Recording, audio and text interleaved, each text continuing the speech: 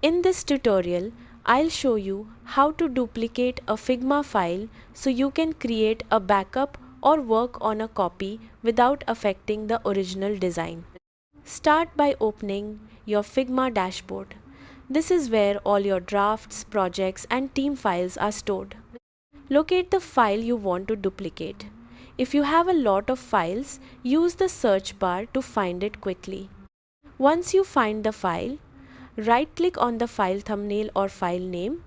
A menu will appear with several options. Click Duplicate. Figma will instantly create a copy of the file and place it in the same location as the original. You should now see a new file with copy added to the name.